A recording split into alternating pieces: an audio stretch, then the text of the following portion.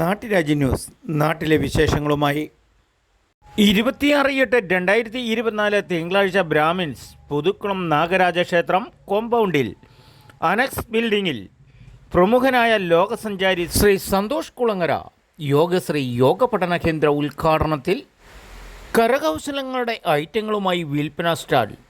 പറവൂർക്കാരായ ഒരമ്മയും മരുമകളും വ്യത്യസ്തമായ ഓട് രൂപകൽപ്പന ചെയ്ത ഓട്ടുവിളക്കുകൾ, തുളസിമാലയും ചന്ദനത്തിൻ്റെയും രുദ്രാക്ഷമാലകൾ, പരമ്പരാഗതമായി സ്വന്തം വീട്ടിൽ നിർമ്മിച്ചു കൊണ്ടുവന്ന ഓട്ടുവിളക്കുകൾ, നിലവിളക്കുകൾ, നിരവധി അലങ്കാര വസ്തുക്കൾ ഏറെ ശ്രദ്ധേയമായിരുന്നു.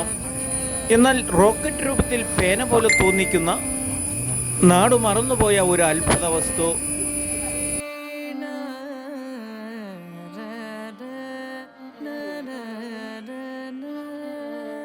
ഇതെന്നാ അത് സാധനം എന്നാന്ന് പറ? പേനയാണോ?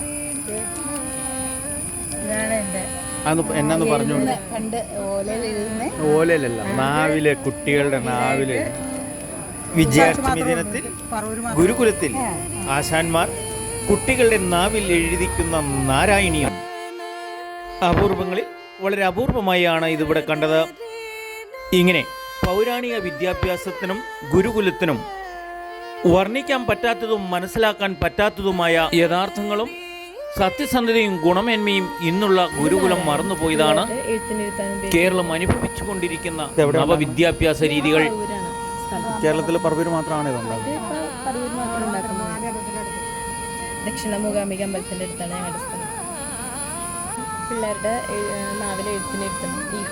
നാട്ടറിവ് റിപ്പോർട്ടിംഗ് നാട്ടുരാജ്യ ന്യൂസ്.